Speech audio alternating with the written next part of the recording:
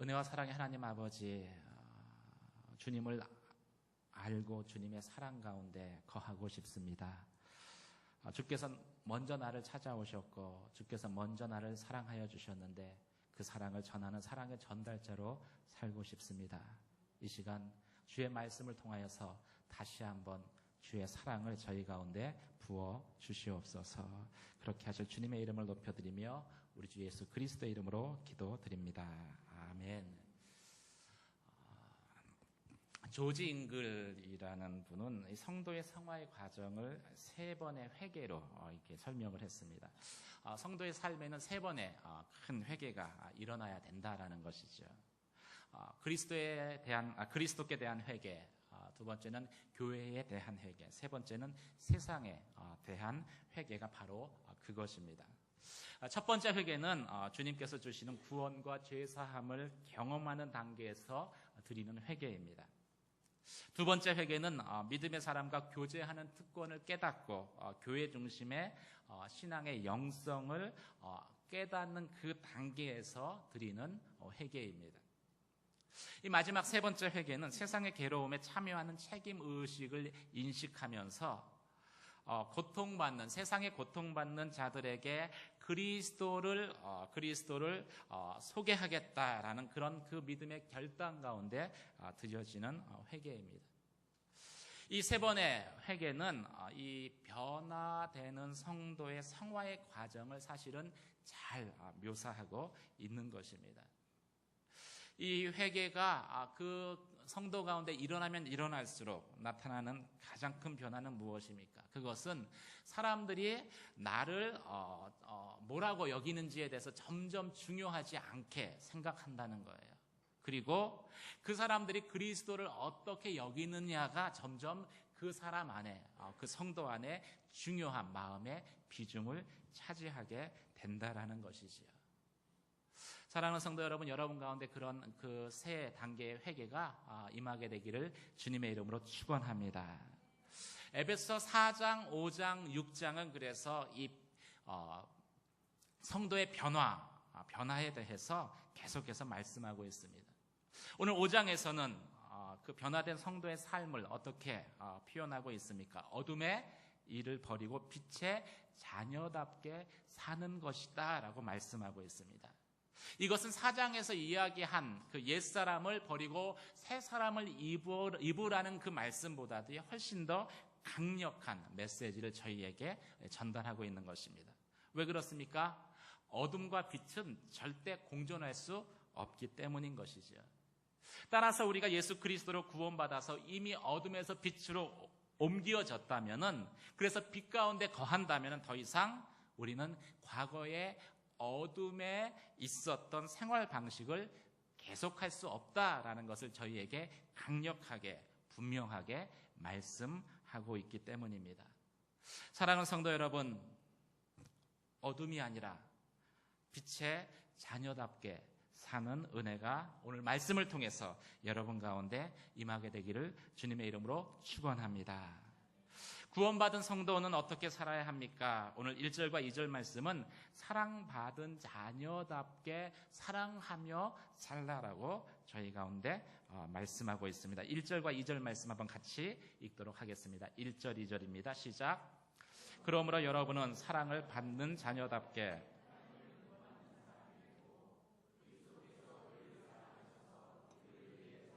향기로운 예물과 희생 제물로 하나님께 드리신 것처럼 여러분도 사랑으로 행하십시오.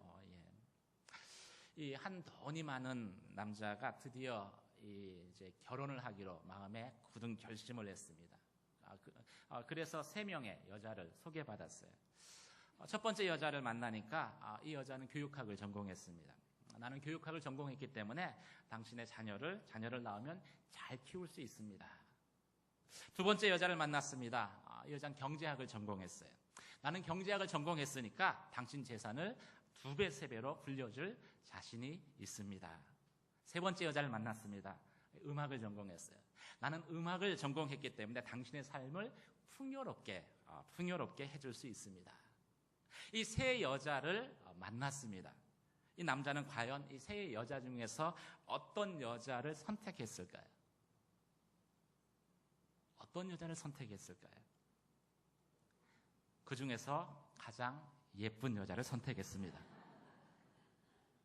왜냐하면 이 남자에게는요, 교육, 그 자녀를 교육하는 것, 또 재산을 증식하는 것, 삶의 풍요로움을 경험하는 것, 이건 다 남자에게는 하나의 옵션, 선택 상황이었습니다. 이 남자에게 진짜 중요한 것은 불변하는 선택이 아니라 반드시 필요한 것은요, 그것은 외모였기 때문인 것이죠. 우스갯 이야기이긴 하지만은요, 변화된 성도의 삶의 모습에는 사실은 여러 가지 우리가 선택할 수 있는 그러한 요소들이 존재할 수 있습니다. 성도는 잘 섬겨야 합니다. 선택이에요. 성도는 거짓말하지 않아야 됩니다. 역시 선택입니다. 성도는 겸손해야 합니다. 역시 선택입니다. 이것들은 말 그대로 변화된 성도를 나타내는 어떤 선택 상황의 하나일 뿐입니다. 그런데 이 선택 말고 성도의 삶에 진짜 필수적으로 빠져서는 안 되는 것, 그것이 있는데 그것이 바로 오늘 1절과 2절 말씀 가운데 영혼에 대한 사랑이다라고 말씀하고 있는 것이죠. 우리가 변화된다라고 했을 때요, 가장 이상적인 변화된 모습은 어떤 모습일까요? 그것은 하나님을 닮아가는 것이다라고 이야기할 수 있을 것입니다. 근데 여러분, 하나님을 보셨습니까? 하나님은 보이는 분이 아니세요. 그래서 우리가 어떤 모습을 닮아가야 할지 저희는 알 수 없습니다. 그런데 이 보이지 않는 그 하나님의 모습을 우리 가운데 보여주시기 위해서 오신 분이 바로 성육신하신 예수 그리스도이신 것이죠. 요한복음에 보면은 제자들 중에 하나가 예수님께 이렇게 요청합니다. 나에게 아버지 하나님을 보여주십시오. 그 질문에 대해서 예수님 뭐라고 말씀하십니까? 너가 오랫동안 나와 함께 있으면서도 아버지를 알지 못하는구나. 나를 본 자는 아버지를 본 자다라고 말씀을 하십니다. 예수님의 모습이 하나님 아버지의 모습이고 예수님의 성품이 하나님 아버지의 성품이라고 주님이 말씀하신 것이죠. 그런데 우리 가운데 계시되신 하나님으로서의 예수님을 성경에서는 한마디로 뭐라고 정의하고 있습니까? 오늘 읽은 1절과 2절의 말씀 가운데 보면 우리를 사랑하셔서 자신을 버리시고 하나님께 향기로운 예물이 되시고 화목 제물이 되신 분이다라고 말씀하고 있습니다.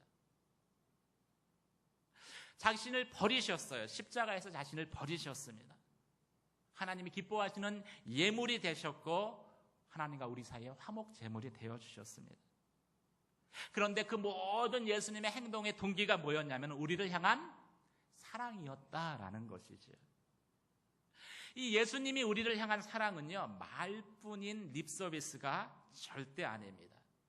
예수님의 사랑은 오늘 읽은 본문의 말씀처럼 행하시는 사랑, 행동하시는 사랑이었습니다. 예수님이 하나님 보좌 우편에서 우리를 향해서 내가 너를 사랑한다, I love 이야기만 했다면은 우리들 중에 어느 누구도 변화받지 못했을 것입니다. 눈 하나 깜짝하지 않았을 거예요. 근데 예수님의 사랑은요, 말로만 하는 사랑이 아니었어요. 행동으로 자신의 그 하나님의 보좌 우편에서 이 땅 가운데 내려오셨습니다. 또 종의 형체를 입고 이 땅 가운데 오셔서 섬겨주셨습니다. 그리고 사랑하셔서 십자가를 친히 지셨습니다. 십자가에서 채찍에 맞아서 살점이 떨어져 나가고 그 정도로 우리를 사랑하셨고 우리를 사랑하셔서 마지막 피 한 방울까지 다 십자가에서 쏟으셨다라고 성경에 말씀하고 있습니다. 이 행하시는 예수님의 그 사랑이 사실을 저와 여러분을 변화시킨 것이지요. 그 사랑에 의해서 우리가 변화되고 이 자리에서 예배할 수 있게 되어진 것입니다. 이번 주 큐티 본문을 쭉 보면은요, 핍박자 사울이 핍박당하는, 그리스도 때문에 핍박당하는 바울로 변화되는 장면이 등장합니다. 이 핍박자 사울을 바울로 변화시킨 것이 무엇이겠습니까? 그것도 예수님의 사랑입니다. 사울은 살기가 등등해서 믿음의 사람들 잡기 위해서 잡아들이려고 다메섹 도상을 갈 때에 그 가운데에 주님을 만났습니다. 주여 누구십니까? 그때 예수님께서 이렇게 말씀하셨습니다. 나는 내가 핍박하는 예수다. 나는 내 죄 때문에 너 대신 십자가에 죽은 예수다. 그 예수님의 사랑을, 그 예수님을 통한 하나님의 사랑을 바울이 경험하고 나니까 더 이상 핍박자로 살 수가 없었던 거예요. 그래서 그 사랑 때문에 결국은 예수 그리스도 때문에 핍박당하는 자 바울로 변화되게 된 것이죠.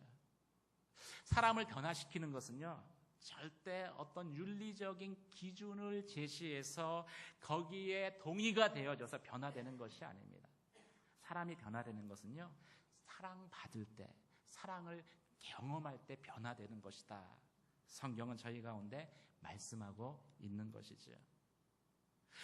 그래서 이 성숙한 신앙은요, 하나님에 대한 열심이 그리스도의 사랑으로 다 풀어집니다. 그리스도의 사랑으로 다 나타납니다. 그런데 이 설익은 신앙이죠. 설익은 신앙. 이것은 하나님에 대한 열심이 어떤 낮은 수준의 윤리적인 그 기준으로밖에 풀어지지 않습니다. 사랑하는 성도 여러분, 예수 그리스도의 여러분을 향한 그 사랑 가운데 푹 잠기게 되는 그러한 저와 여러분 되시기를 주님의 이름으로 축원합니다. 바울이 그 사랑을 경험한 다음에는요, 이 구약의 모든 성경의 말씀은 더 이상 따라야 되는, 지켜야 되는 율법책이 아니었습니다. 윤리책이 아니었습니다. 바울이 그 사랑을 경험한 다음에는 바울은 이 성경의 모든 말씀이 우리를 위해 행하시는 하나님의 사랑이라고 고백을 하고 있습니다. 그렇게 구약의 말씀을 해석을 하고 있어요. 예수 그리스도의 그 깊은 사랑의 체험은요, 그래서 우리의 설익은 신앙을 성숙한 신앙으로 숙성시키는, 변화시키는 그러한 효소와 같은 것입니다. 그 사랑 안에, 그 사랑을 경험하시고 그 사랑 안에 거하는, 그럴 때에만 우리가 다른 사람을 변화시킬 수 있는 것이지요. 여러분 묵은지를 아시나요? 묵은쥐 아니고요, 묵은지. 김치 묵은 거 있죠. 저는 이 그 김치찌개를 좋아해요. 근데 이제 묵은지를 넣고 김치를 끓이면은요, 뭘 넣어도, 참치를 넣어도, 두부를 넣어도, 오뎅을 넣어도 김치 맛이 배어서, 깊은 김치 맛이 거기에 배어 있습니다. 그런데 이 설익은 김치를 넣고 찌개를 끓여보면은요, 이 김치 맛이 배이는 게 아니에요. 무엇을 집어 넣느냐에 따라서 찌개 맛이 변합니다. 참치를 넣으면은 김치 맛이 나야 되는데 참치찌개가 되어버려요. 저는 그때마다 이 그 찌개를 먹으면서 내 안에 있는 그리스도의 사랑이 이 묵은 김치와 같이 깊은 사랑인가를 생각할 때가 종종 있습니다. 이 묵은지와 같은 그런 사랑은요, 어떤 상황 속에 집어넣어도, 또 어떤 행동을 해도 그 모든 것들 가운데, 모든 재료들 가운데에서 깊은 김치의 맛을 우리 가운데 전해주기 때문인 것이죠. 여러분 안에 있는 그리스도의 사랑이 이 묵은 김치와 같은 그리스도의 사랑에 완전히 담겨져 있는, 충분히 담겨져 있는 그러한 사랑이어야 된다는 것이죠. 그 사랑이 영혼을 변화시킬 수 있는 것입니다. 사랑하는 성도 여러분, 설익은 사랑이 아니라 묵은지와 같은 그런 예수 그리스도의 사랑 가운데 완전히 잠기는, 그래서 그 사랑 가운데 행하고 그 사랑으로 인해서 참으로 영혼이 변화되는 그러한 하나님의 사람으로 살게 되는 저와 여러분 되시기를 주님의 이름으로 축원합니다. 두 번째 오늘 말씀에서는요, 이 구원받은 성도에게 빛의 자녀답게 살라. 첫 번째는 사랑받은 자처럼 사랑 안에서 사랑으로 행하라고 이야기하고 있고요, 빛의 자녀답게 살라라고 말씀하고 있습니다. 3절에서 8절까지 말씀을 한번 같이 읽도록 하겠습니다. 3절에서 8절까지 말씀 같이 읽겠습니다. 시작. 음행과 온갖 더러운 것과 탐욕의 말은 여러분의 입 밖에도 내지 마십시오. 그렇게 하는 것이 성도에게 합당합니다. 더러운 말과 어리석은 말과 희롱의 말은 어울리지 않습니다. 오히려 감사의 말을 하십시오. 여러분은 이 점을 확실히 알아두십시오. 음행하는 사람이나 더러운 일을 행하는 사람이나 탐욕을 가진 사람은 우상 숭배를 하는 사람으로 모두 그리스도와 하나님 나라에서 유업을 받을 수 없습니다. 아무도 허망한 말로 여러분을 현혹하지 못하게 하십시오. 이런 것들로 인해 불순종하는 사람들에게 하나님의 진노가 임합니다. 그러므로 여러분은 그들의 행위에 동참하는 사람들이 되지 마십시오. 여러분이 전에는 어둠이었지만 이제는 주 안에서 빛입니다. 빛의 자녀들답게 사십시오. 첫 번째 명령은 사랑 가운데 사랑받은 자처럼 행하라는 것이었고요, 두 번째 명령은 빛의 자녀답게 살라는 것입니다. 우리가 이 빛의 자녀답게 살기 위해서 먼저 필요한 것이 이 빛의 자녀로서의 정체성이 내 안에 있는가 확인하는 것입니다. 이 자녀라는 말은요, 히브리적인 표현인데, 자녀라는 것은 빛의 자녀라는 것은 빛의 특성을 가장 잘 나타내는 그러한 존재, 사람이라는 뜻을 가지고 있습니다. 우리가 빛의 자녀가 되려면은요, 내 안에 먼저 내가 빛이다라는 분명한 자기 확신이 있어줘야 된다는 것이죠. 8절 말씀을 한번 같이 읽도록 하겠습니다. 8절 시작. 여러분이 전에는 어둠이었지만 이제는 주 안에서 빛입니다. 빛의 자녀들답게 사십시오. 사랑하는 성도 여러분, 여러분은 전에는 어둠이었을지 몰라도 이제는 빛이 된 것을 확신하시기를 주님의 이름으로 축원합니다. 그 확신이 있을 때 우리가 빛의 자녀처럼 살아갈 수 있는 거예요. 근데 성도가 어둠의 자녀의 정체성을 가지고 있으면은요, 아무리 어둠을 벗으려고 해도요, 어둠의 일들을 벗으려고 해도 애를 써도 그게 잘 벗겨지지 않습니다. 그런데 내가 빛의 자녀로서의 정체성을 가지고 있으면은 이 어둠은 빛이 임하는 그 순간 사라지게 되어져 있습니다. 빛의 자녀로서의 정체성을 가지고 있으면 나도 모르는 사이에 어둠이 내게서 물러가는 것을 우리가 우리의 삶 가운데 경험할 수 있는 것이죠. 그래서 빛의 자녀로서의 정체성을 가져야 됩니다. 근데 많은 크리스찬이, 많은 그리스도인들이 이 대목에서 혼돈합니다. 왜 그렇습니까? 실제로 내가 구원받았지만 살아가는 모습을 보면은 옛 생활이 계속 반복돼서 나타나거든요. 이런 옛 생활이 반복되는 것, 이것은 어쩔 수 없는 것이다. 그렇게 체념하면서 우리의 마음 한편에 이것이 정상적인 크리스찬의, 그리스도인의 삶이다라고 스스로 믿고 살아가게 된다는 것이죠. 이것은 어둠 속에 머무는 것입니다. 이미 빛의 자녀가 되었음에도 불구하고 어둠의 정체성을 가지고 살아가는 것입니다.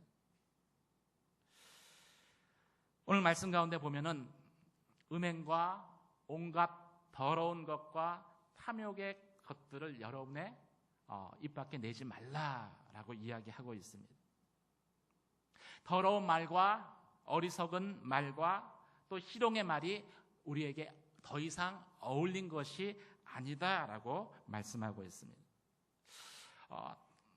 음행하는 것, 탐하는 것, 더러운 일들, 저희가 이런 것들, 이런 것들을 저희의 삶 가운데 이런 것들이 나타나는 것을 볼 때마다 우리는 어떤 생각을 하게 됩니까?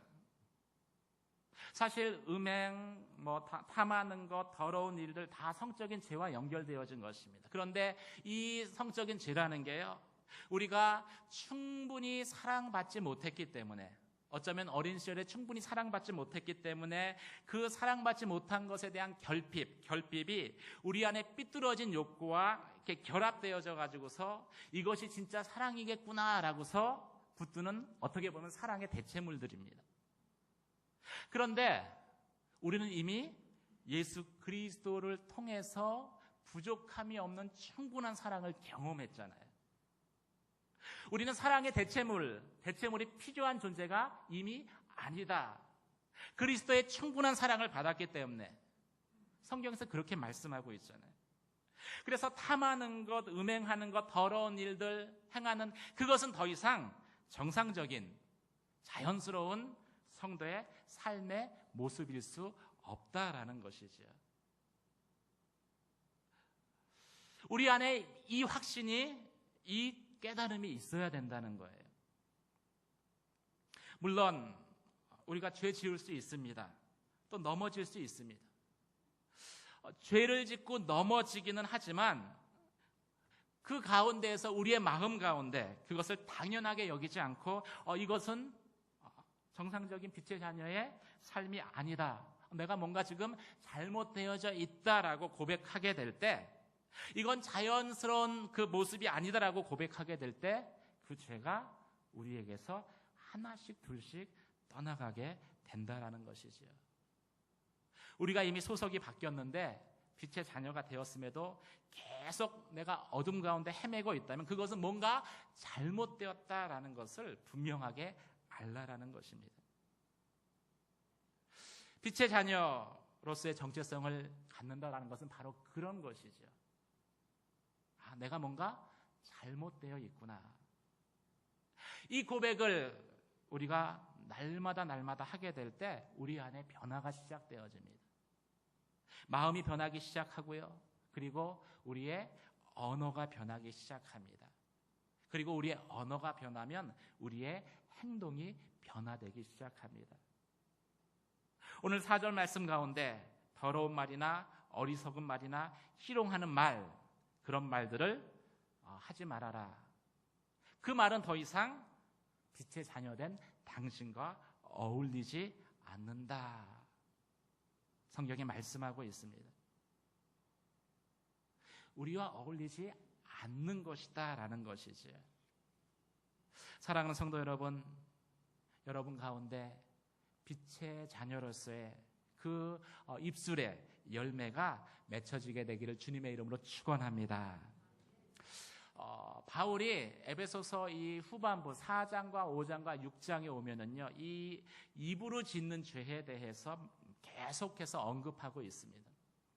아마도 그것은 에베소 교회 안에 이 함부로 하는 말 때문에 많은 문제들이 생겨난 것을 바울이 의식하고 하는 이야기인 것 같습니다. 이 말이라는 것이 영향력이 있습니다. 말이라는 것이 파괴력이 있어요. 근데 이 말이라는 것이 내 입에서 일단 떠나면 그 다음에는 이게 어떤 식으로 퍼져나갈지 모릅니다. 소문, 그리고 헛된 말들, 그것은 실제적인 팩트가 아님에도 불구하고 오히려 진실보다도, 그리고 사실보다도 더 많은 오해를 일으키고 감정을 상하게 하고, 그리고 교회를 나누게 하는 것이죠. 왜 그렇습니까? 말에는 권세가 있기 때문에 그래요. 말에는 권세가 있습니다. 여러분의 입에서 나오는 그 말로 인해서 우리의 삶에 엄청난 영향력들이 생겨날 수 있다라는 것이죠.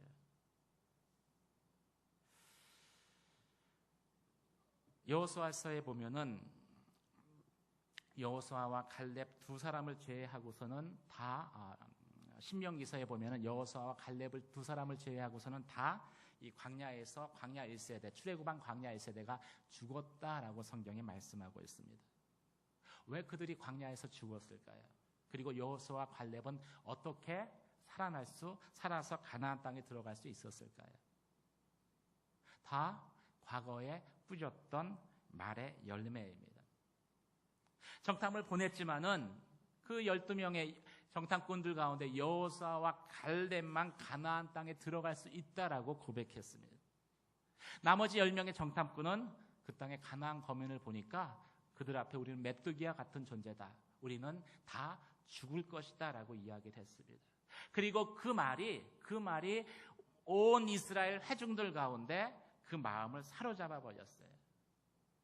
그렇게 됐을 때 40년의 시간 동안 그 말을 고백했었던 다 죽겠다라고 고백했었던 그 사람들은 다 광야에서 실제로 죽어버리고 말았습니다. 여호수아와 갈렙만 그 입술의 고백대로 가나안 땅에 들어갈 수 있었다라고 성경은 말씀하고 있습니다. 말은 영향력이 있어요.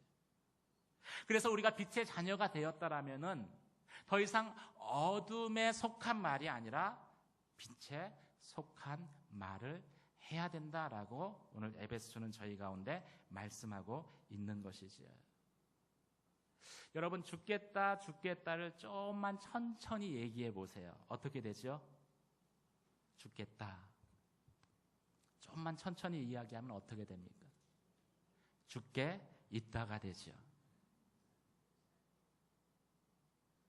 사실은 힘들고 어려운 상황 가운데에서 우리가 좀만 믿음으로 인내하면은 이 죽을 것 같은 그 상황이 주님께 있는 것을 저희는 보게 될 것입니다. 경험하게 될 것입니다.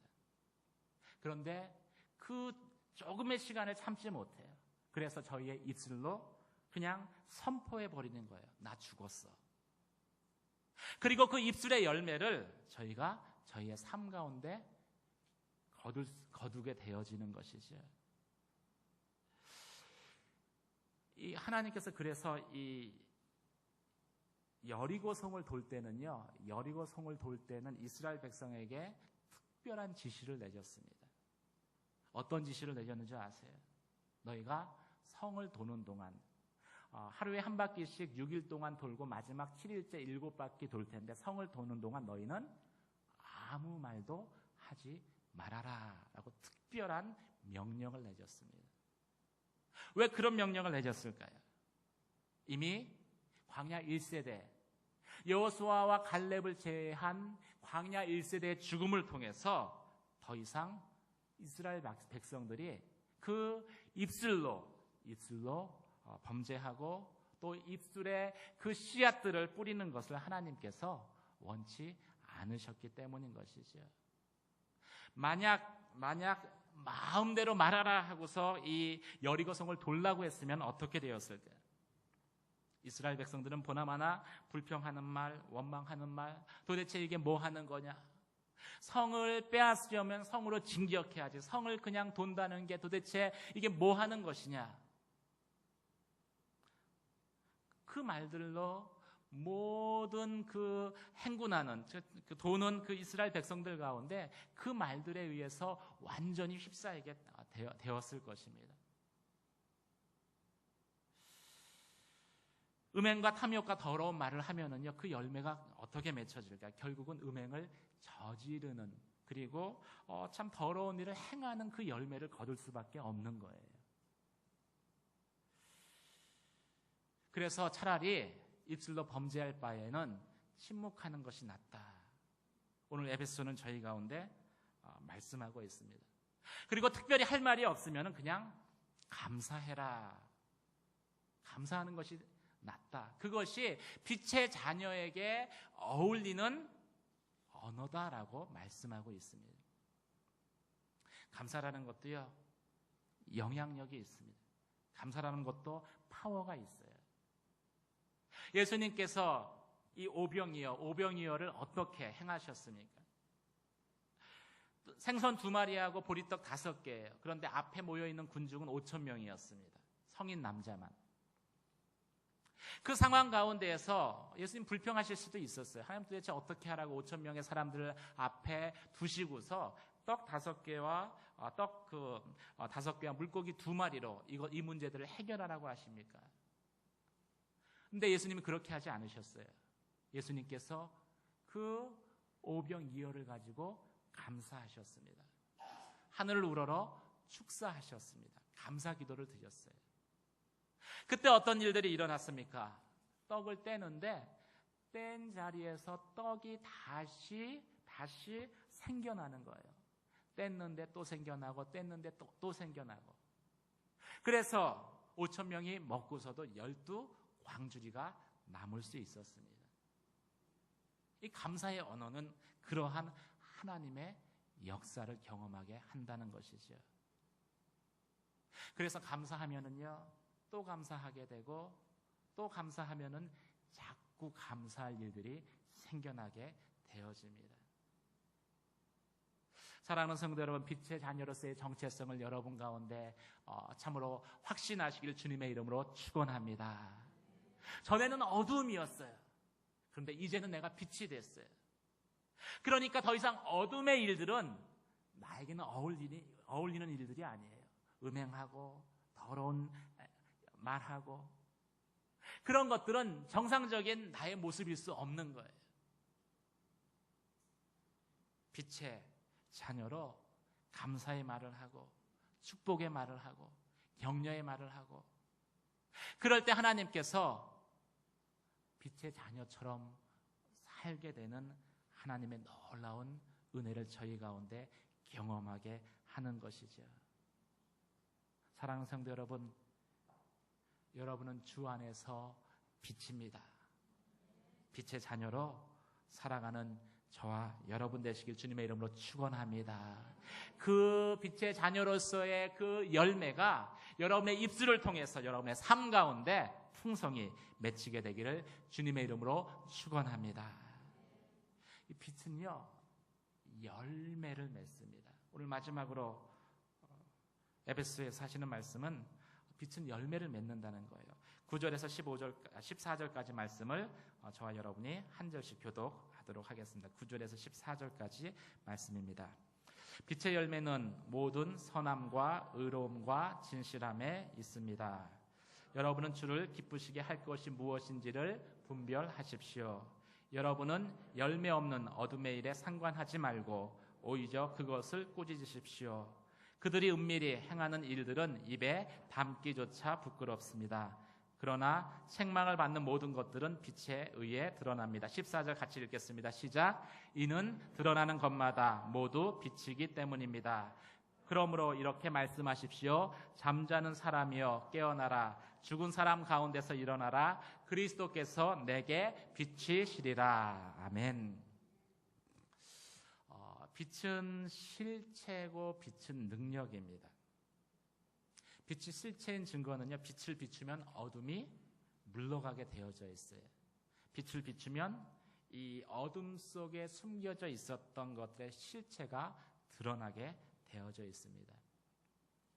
여러분, 그 레스토랑 가보면은요, 이 레스토랑이 보통 이제 지하에 있는 레스토랑을 가보면 조명을 어둡게 해놨습니다. 약간 침침하게 해놨어요. 그리고 좀 분위기 있는 레스토랑 거기에 붉은색 조명을 이렇게 달아놨습니다. 왜 그렇게 했는 줄 아세요? 이 붉은 약간 어두컴컴한 가운데 붉은 조명 안에서 보면은요, 모든 여자가 미인으로 보인답니다. 그리고 고기가 훨씬 더 생생하게, 싱싱하게 보여진대요. 그래서 데이트를 이제 했는데, 이제 붉은 불빛 사이에서 보니까 잘 모르는 거죠. 열심히 데이트를 했어요. 그리고 나서 이제 음식 먹고 점심 먹고 이제 밖으로 나오잖아요.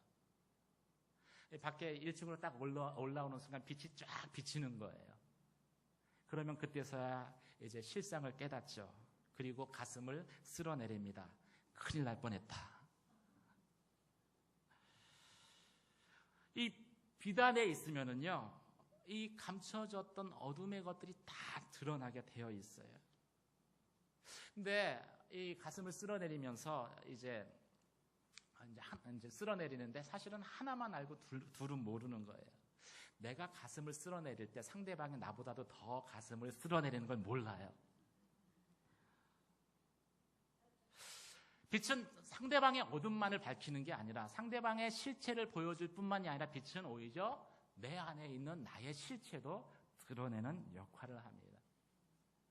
빛은 열매를 맺는데 그 열매들은 어떻게 해서 맺히는 것입니까? 그 빛을 상대방에게 비춰서 맺혀지는 열매가 아니에요. 그 빛이 먼저 내게 비춰졌을 때 내 안에 맺히는 열매입니다. 오늘 9절 말씀에 이 빛의 열매를 뭐라고 이야기합니까? 착함과 의로움과 진실함이다라고 이야기를 합니다. 우리가 하나님의 그 사랑 가운데 예수 그리스도의 빛 가운데 노출되어져 있으면은요, 내 안에 있었던 상처, 보통 스카라 그러죠. 이 상처가 빛 가운데 드러나면은요, 상처가 스타, 별이 됩니다. 내 안에 있는 허물들이 착함과 의로움과 진실함으로 변화되게 되어집니다. 어쩌면 우리 사회가 변하지 않는 이유는요, 열매 없이 빛을 상대방에게 비추기 때문인지 비추기 때문입니다. 많이 이야기해요. 많이 잘못을 드러냅니다. 그런데 상대방에게 비쳤던 그 빛을 내게 비춰보니까 내 안에도 똑같은 죄의 부분이 있는 거예요. 불의가 있고 진실하지 못한 모습이 있는 거예요. 그러니까 아무리 빛을 비춰도 이 변화가 안 일어나는 것이죠. 빛은 먼저 내 안에 열매를 맺을 때 빛으로서의 영향력을 행사할 수 있습니다. 내 안에 착함과 의로움과 진실함의 열매가 맺혔을 때 그 빛을 가지고 그 상대방의 어둠을 비추게 되면은 그때서야 비로소 그 사람이 변화되게 되는 거예요. 성경에 보면은 이 다윗과 같은 사람도 죄를 지었습니다. 우리아의 아내 밧세바를 취하고 그런 다음에 우리아를 교살해서 죽이죠. 그런데 그 죄를 어느 누구도 이야기하지 못해요. 근데 나단 선지자가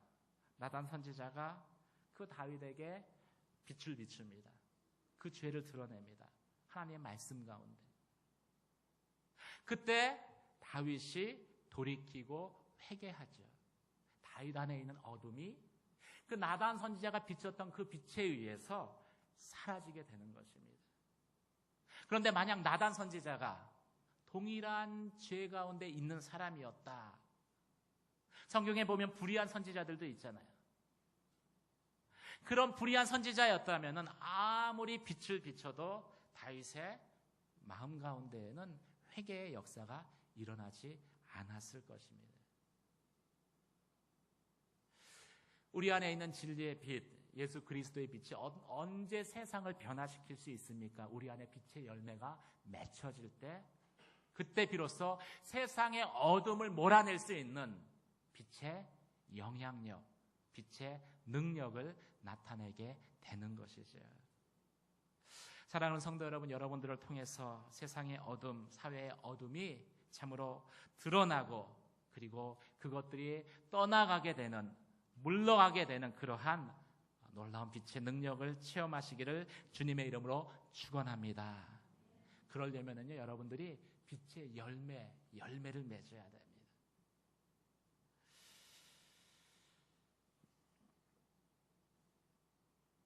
우리의 삶 가운데 보면은 그런 열매를 맺은 많은 믿음의 조상들이 있습니다. 많은 믿음의 선배들이 있습니다. 오늘 한 분을 소개하고 오늘 설교를 마치려고 합니다. 얼마 전에 소천하신 고 강영구 박사, 이분은 이제 어둠 가운데 사시던 분이었습니다. 어렸을 때 부모가 돌아가셨고요. 그리고 갑자기 실명을 했어요. 참 마음도 어둡지만 실제로 캄캄한 가운데, 어둠 가운데 살았던 분이십니다. 그런데 이분이 예수님을 만났어요. 가장 인생의 그 어두운 터널 가운데 주님을 만났습니다. 마음속에 빛 대신 예수님을 영접했습니다. 그 주님을 영접했을 때 이 강영우 박사님 안에 있는 그 마음의 어둠들, 개인적인 어둠들이 사라졌어요. 충분히 원망하고 불평하고 그리고 신세한탄할 수 있는 그런 환경임에도 불구하고 긍정적인 생활의 태도를 가지고 긍정적인 말을 하고, 그래서 미국 유학길에 오를 수 있었습니다. 그리고 거기서 박사학위를 받았어요. 그리고 장애인으로서는 최고의 영광의 자리라고 할 수 있는 백악관의 정책 차관보를 6년 동안 했습니다. 섬겼습니다. 근데 이 높은 자리에 오른 게 중요한 게 아니라 그분이 이 6년 동안 5,400만의 장애자를 섬기는 일들을 그 가운데서 했다는 거예요. 예수 그리스도의 빛을 경험한 다음에 이 사회에 있는 어둠을 몰아내기 위해서 그 하나님 앞에 항상 나아갔습니다. 그런 삶을 살다가 이제 최근에 본인이 췌장암인 걸 발견하셨어요. 췌장암에 걸린 것. 1, 2개월밖에 살 수 없다라는 사실을 알았습니다. 그 상황이 되면은 또 저희 안에 불평하고 원망하는 일들이 생겨나겠죠.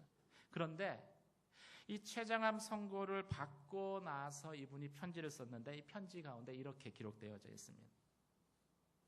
나는 두 눈을 잃었지만 그것보다 비교할 수 없는 빛을 얻었습니다. 빛 대신 예수님의 사랑을 경험했기 때문에 지금 나는 어느 누구보다도 행복합니다. 그러니 나의 죽음을 보고 누구도 슬퍼하거나 불평하지 않았으면 좋겠습니다.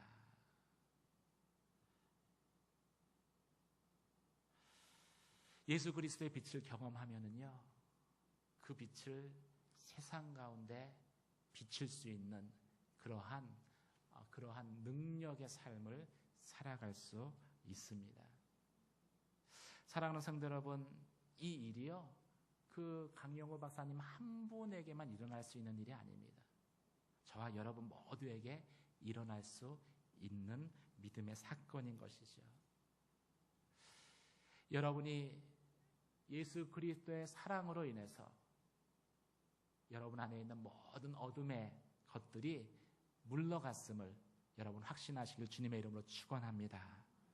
그리고 빛의 자녀가 되었기 때문에 빛의 자녀답게 살아가는, 빛의 열매를 맺고 세상의 어둠을 참으로 물리치는, 물러가게 하는 그러한 빛의 아들로 딸로 살아가는 저와 여러분 되시기를 주님의 이름으로 축원합니다. 기도하시겠습니다. 오늘 말씀 생각하며 저희가 같이 한번 기도할 때에 하나님, 내가 빛이다라고 말씀하십니다. 빛의 자녀로서의 정체성을 가지고 하나님, 저희의 삶의 어둠의 일들에 더 이상 매이지 않게 하시며 빛의 자녀로 살아가게 하여 주시옵소서. 저희의 입술에 빛의 열매들이 맺히게 하여 주시고 저희의 성품의 빛의 열매들이 맺혀나게 하여 주시옵소서. 나로 인해서 가정에 또 일터에 교회에 어둠이 물러가는 그러한 놀라운 빛의 열매들을 경험하게 하여 주시옵소서. 이 시간 같이 한번 주님 앞에 기도하며 나가도록 하겠습니다. 같이 기도하시겠습니다. 할렐루야. 은혜와 사랑의 하나님 아버지, 주의 이름을 찬양합니다. 주님, 그렇습니다. 나를 세상 가운데에서 어둠이 아니라 전에는 어둠이었지만 이제는 빛이 되었다라고 주께서 말씀하여 주셨습니다. 빛의 자녀로 살게 하여 주시옵소서. 빛의 정체성을 가지며 살게 하여 주시옵소서. 어둠의 일에 더 이상 매이지 않게 하여 주시며 아버지 하나님, 음행과 더러운 일들 가운데에서 이미 아버지 하나님, 내가 빛의 신분으로 변화되었음을 아버지 선포할 때에 참으로 그 어둠의 일들이 물러가며 하나님, 우리의 입술 가운데, 나의 삶 가운데 빛의 풍성한 열매들이 맺혀지는 은혜를 경험하게 하여 주시옵소서. 나를 통해서 가정의 어둠이 떠나가게 하여 주시며 또 아버지 하나님, 사회의 어둠들이 물러가는 놀라운 하나님의 역사들을 경험하게 하여 주시옵소서. 할렐루야. 주님을 찬양합니다.